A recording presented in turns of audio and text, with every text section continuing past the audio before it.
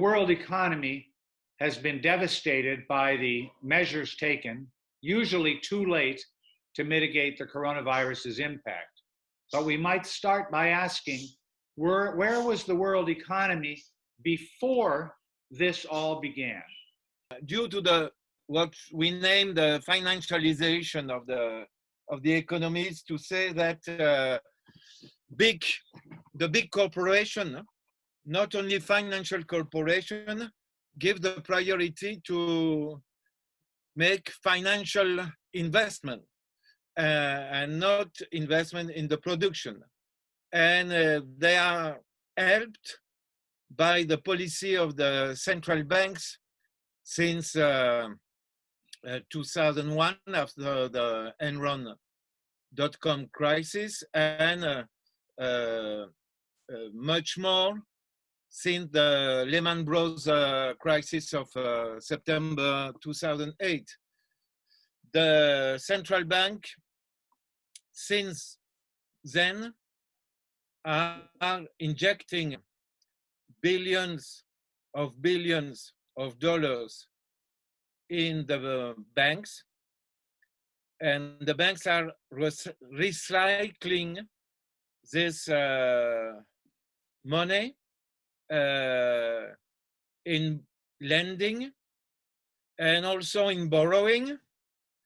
And the corporation, the industrial corporation of all sectors, but also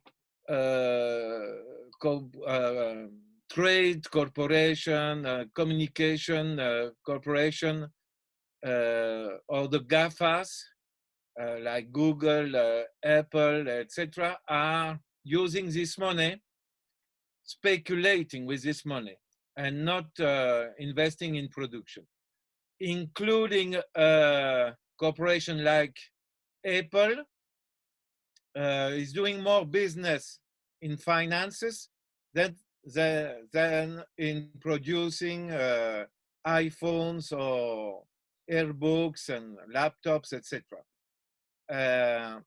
So this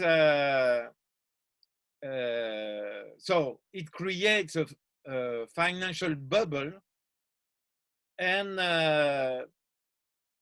in December 2018 we had the first crash in Wall Street, just before Christmas 2018.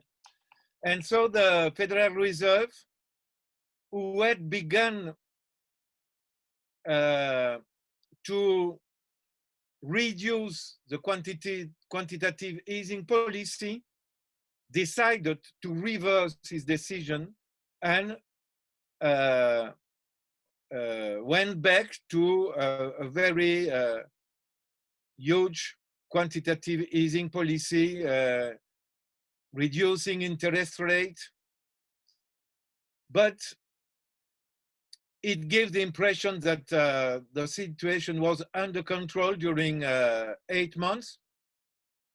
But in September 2019, exploded a new crisis in the repo market in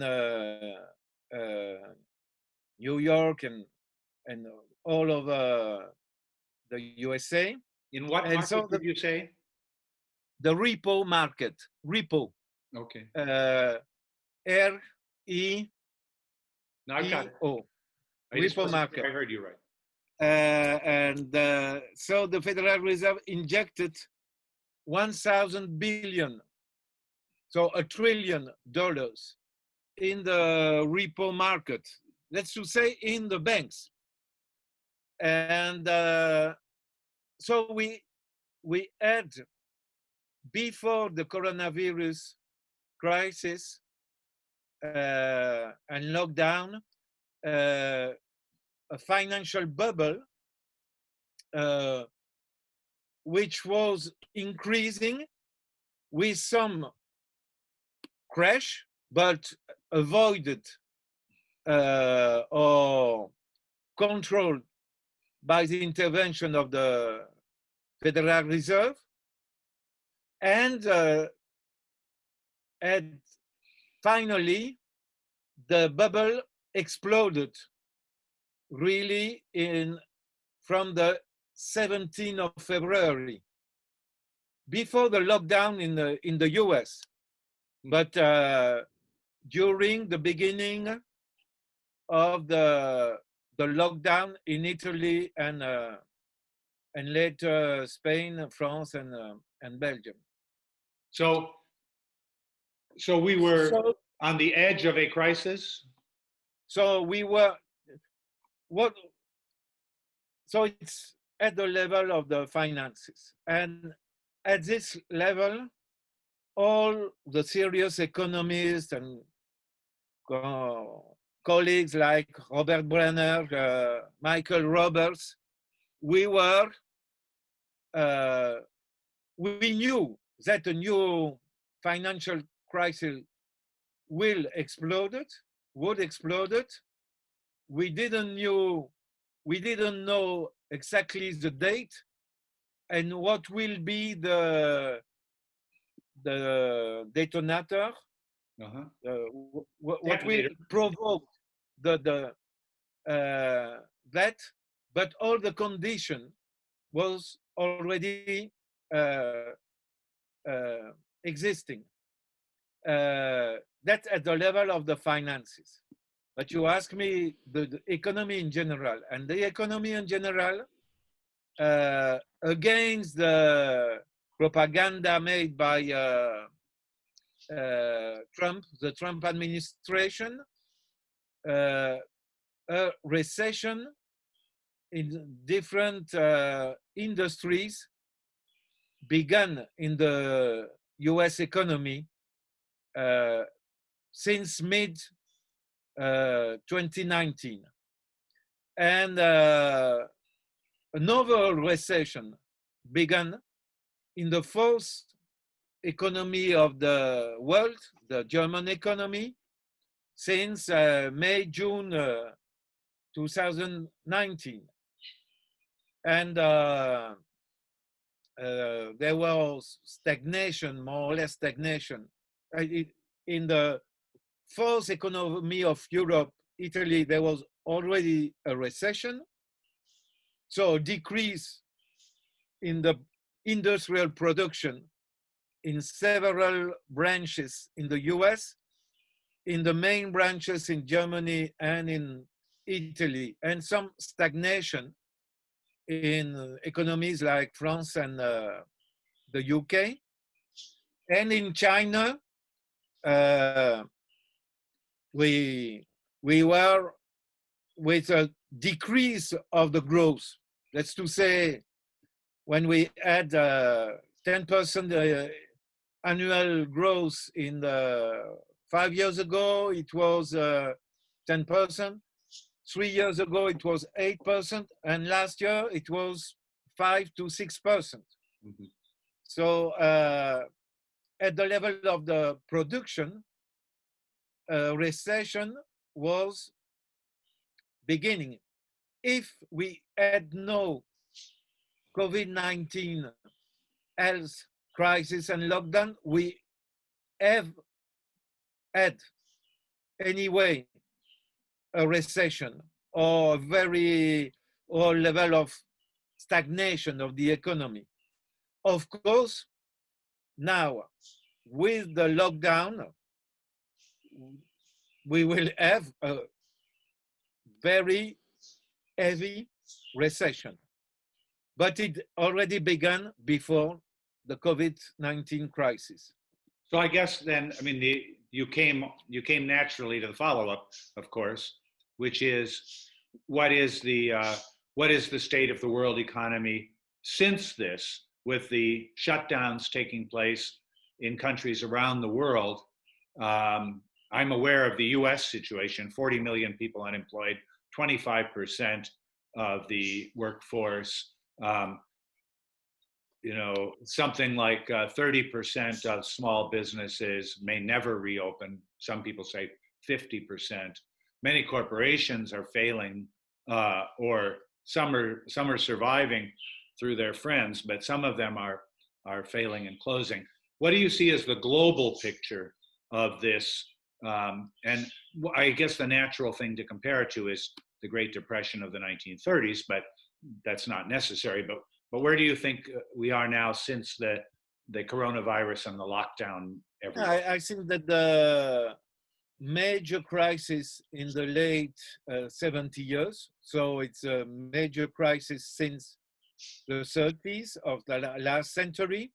It is very clear. The level of unemployment is very, very high and will stay very high all along this year in Europe, in Latin America. You know, the ILO, the International Labour Organization, say that there will be at least 200 million unemployed people. And I think it's a low, an optimistic scenario. I think it will be worse. Of course, it will not necessarily be registered as in the statistic, because, as you know, the informal sector is very developed in a lot of economies. In a country like India, informal sector is 80%, 90% of the workforce. So they are not in the statistic when they are losing their job. But it's absolutely clear that we will have a decrease of the GDP in the major economy around 10% at the end of for the year to 2020, maybe more. In other countries, we will have maybe a worse situation. So we will have bankruptcies of hundreds, thousands of or millions of micro entrepreneurs, and some big corporations. But as you see with the plan adopted by the US Congress, and it is the same in Europe and by the EU, but also by all the national government, they will bail out the big majority of the big corporation. There will be some bankruptcy. We don't know with Hertz, this car renting company in the US. I think in the US, Occidental Petroleum is nearby bankruptcy. So we will have bankruptcy. We will have huge bailout of big corporation, but there will be some bankruptcies because the situation of over-indebtedness of several big corporations is so high that the help given by the central banks and the government will not be sufficient. So, and how long, I mean, this, not to ask you to do crystal ball gazing, but, but how long does one foresee this crisis going on? Or, I mean, in 2008, the bourgeois press did not talk about coming out of the crisis until around 2014.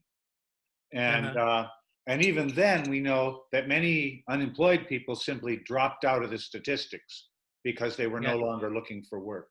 So this seems to me to be even worse. I just wonder, do you see that as well, that this is going to be a very long-lasting, very deep recession, And will we come out of it at the end with a place like the United States that had 3.5% unemployment or something like that, now with permanent 10% unemployment? Or do you have any thoughts about that? It's too speculative, you can say, forget it. I think that the level of unemployment will be high during a long time.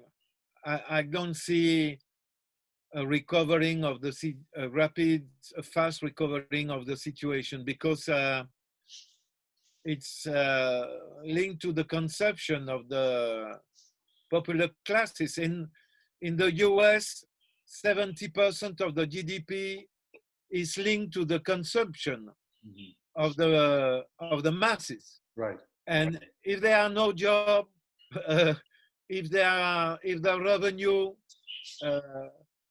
decreased, it's difficult to see a rapid recovering. So I think that the central bank and the government will succeed in bailing out big corporation, but the big corporation will lay off hundreds of thousands, and at a world scale, millions of workers. And I don't see a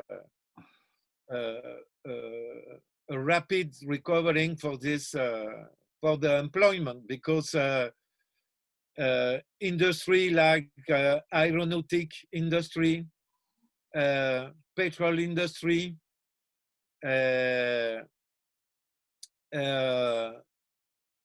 mortgage or construction building industry will not recover soon. Of course, tourist industry, airlines, corporation, they know that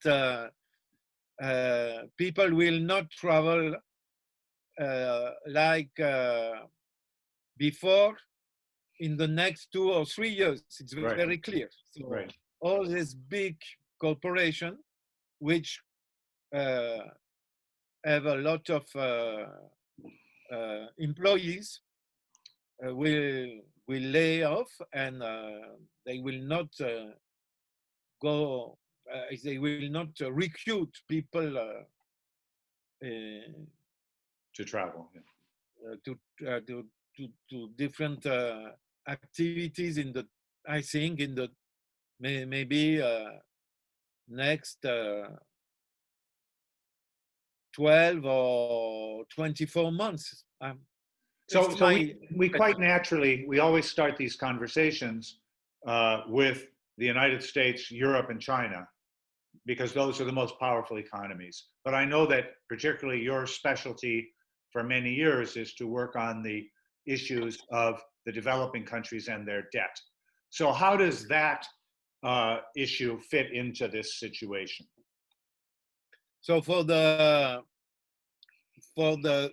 developing world or the global south, it's a very strong external shock. They are not at the center of the epidemic, and now they are affected by the epidemic first. The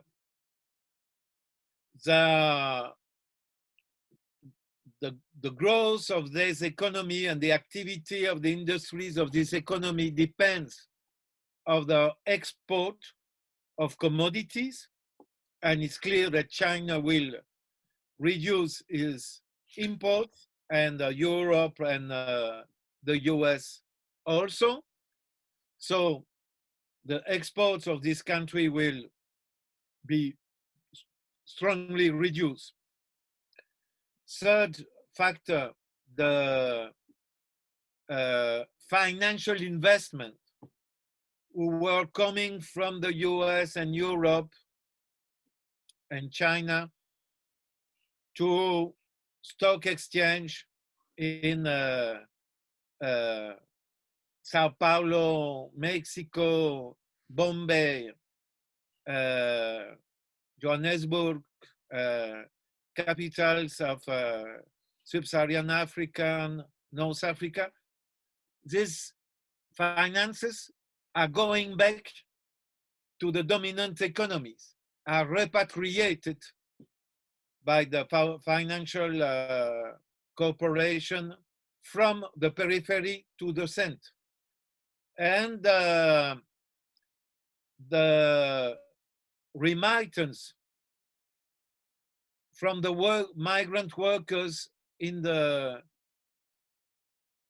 US, in North America in general, in Europe, in the Gulf states, these remittances to Latin America, Africa, South Asia are decreasing a lot. So the shock, it's an external shock, and it's very heavy. So the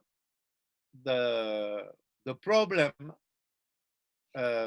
for the economy, you know, after 2008, the global South was affected heavily during 1 year, 2009.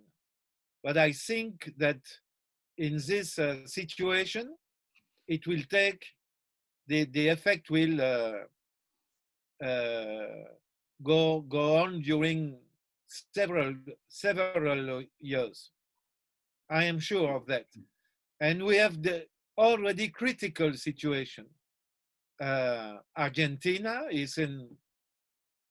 So because of this external shock, you have less foreign direct investment.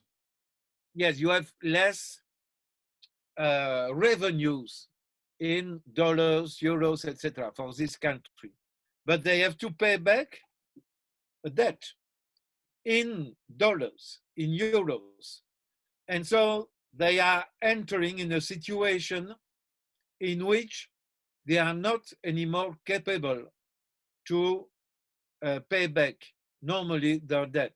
So Argentina is in partial default, Ecuador, Venezuela, several sub-Saharan countries, and countries like South Africa, which is a major economy with Nigeria in Africa, is in nearby a crisis of payment of its external debt.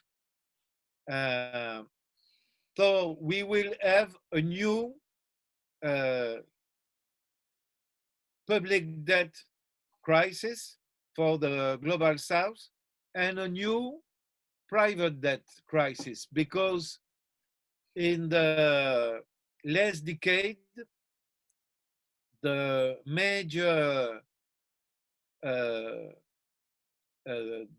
developing countries corporation had access to finances with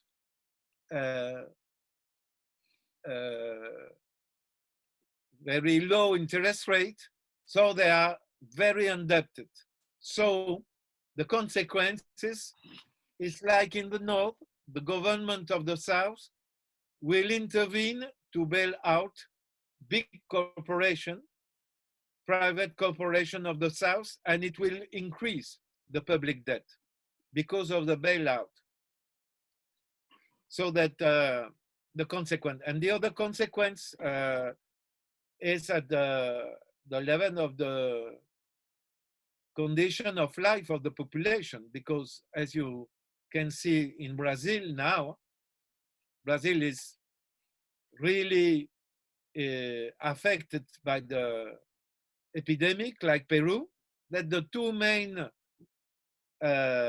developing countries who are mostly affected, but several sub-Saharan African countries will probably pass through the same situation in the next months. And we see with Brazil and Peru, the health system is very weak. It was provoked by the policies of the IMF and the World Bank and the neoliberal policies. So they are not in condition to protect the population.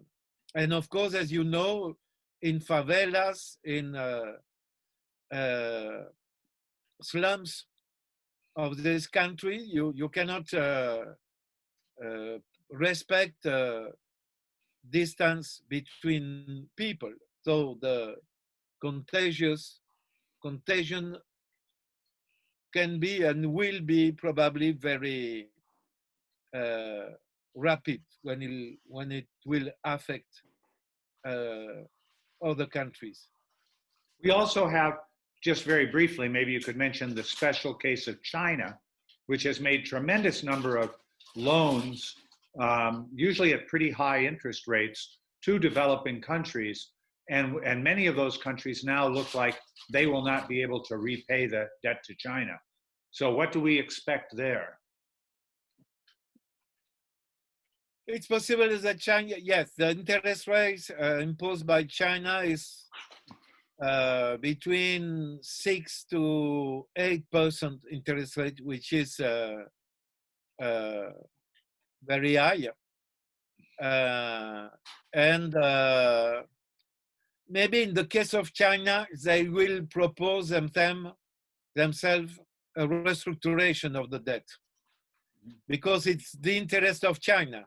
Mm-hmm. And so it's possible that the government will impose through to their corporation some restructuration. We will see. But of course, the poorest the country is, the main creditor of this country are the IMF, the World Bank, the Paris Club, and China. Mm-hmm. And if you are an emerging economy like Brazil, South Africa, India, that's more sovereign bonds sold in Wall Street in the financial markets. But also, but at a lower level, China and the IMF. In the case of Pakistan, for instance, China is a very big creditor, and the IMF also.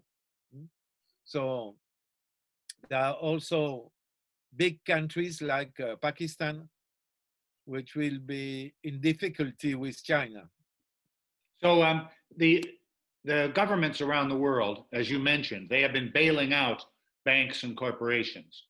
But they've also taken a number of other measures. Remarkably, in the United States, this special payment to workers, also the ongoing addition to people's unemployment. We have the very odd situation for the United States of workers in low-paid, low-wage industries who are now earning more, receiving more money, being unemployed than they got when they were working because of these payments. We also had other sorts of extensions. Most states in the United States, either through the governor, the legislature, or the Supreme Courts, have stopped evictions so that people cannot be thrown out of their apartments. Most banks are, for the moment, granting some space, some leeway for people trying to make their mortgage payments. So I wonder, what do you think of these national policies around the world? What are their strengths and weaknesses from the capitalist's own point of view? Yes. As well as perhaps from the point of view of the society at large and the working class in particular? Good question, because of course, there is a debate inside the left on the question, is it a return to Keynesian policies like in the New Deal, Roosevelt New Deal, and the policies implemented in Europe after the Second World War. And I don't think that the big capital agree to return to a Keynesian policy, because Keynesian policy were not only increase of the public expenses. Keynesian policy were also characterized by protecting the rights of the workers under the pressure of the workers' movement, the general strike or strike with occupation in the USA in 1935-36, France, which create a correlation of forces in favor of the labor against capital. And Roosevelt decided to protect or to give more concession to the labor and impose some restriction to capitalist liberties and dictatorship. The Keynesian model was also, so the Keynesian model included concession to the workers' movement. In this case, we don't see any movement of the government to increase labor rights and to reduce precarity, etc. They are giving some money, but not protecting really the jobs and the workers' rights. Another question of the Keynesian model was public investment, with the thinking that the thought that private investment is insufficient, so the government will invest in industrial or utilities and create jobs themselves. I don't see now, till now, a big plan of creation by the public authorities of new jobs. Maybe there will be some move in this direction, but it is not till now the situation. So as you are mentioning, and it's very important,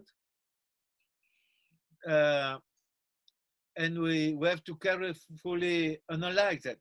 The government are giving some money to the popular classes, but at the superficial level, you can say, okay, they are helping popular classes, but in reality, they are helping, maybe they are helping, but the objective is helping the capitalist class, because if they don't give money, the bosses would have to give money, and if the bosses don't give money, the possibility of social explosion could increase. So now the government are increasing public debt to give some money to the popular classes, the poorest sector of the popular classes, to maintain the level of survival and some consumption. Also to help to maintain the possibility for the capitalist class to sell the production. So I don't think that it is a repetition of the policy of the New Deal and what happened after the Second World War in Europe. I think that we will have more intervention of the state, more debt, but maintaining the offensive, the attacks of the capitalist classes with the support of the government against workers' rights, with an increase of competition between the US economy, the US corporation, Chinese corporation, German corporation, and trying to reduce the cost of labor. And it was not the case at the end of the 30s and after the Second World War. So we will see that. And do you see right now anywhere in the world, I only have a couple more questions. And yes. Do you see anywhere in the world right now places where left political parties, the labor movement or social movements are making the kinds of demands on the state, on the bosses that are necessary, that you might point out and say, let's look to this one country's labor movement or left as an example of what we should be thinking about? Unfortunately, I don't have such good example. I don't either, so I understand that. I can't think either of those. But of course, we are seeing some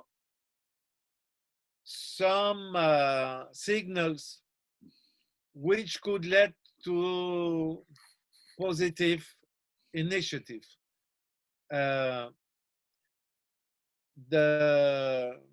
don't know if you saw more than 1 month ago the call of social and leftist political movement of Latin America, with a very active role played by the CONAI of Ecuador, but the CONAI is the Alliance of Indigenous Groups in Ecuador, right? Yes, exactly. And so they wrote a declaration with popular movement of Brazil, of Argentina, Mexico, and 15 of the Latin American countries. And the call they made is, for me, very advanced. But it's a call. From a call to a real capacity to convoke mobilization, we will see if something will happen, because with the lockdown, there is a complete lockdown in Argentina, a complete lockdown in Peru, more or less complete lockdown in Brazil against what Bolsonaro would like, but the governors of the state of Brazil are imposing a lockdown. And so we don't know. In Europe, I see some signals in Spain, in France, in my country, Belgium, with people from the leadership of several trade unions, citizen regroupment, social movements, squatters, etc., gathering around new platform. It's very new.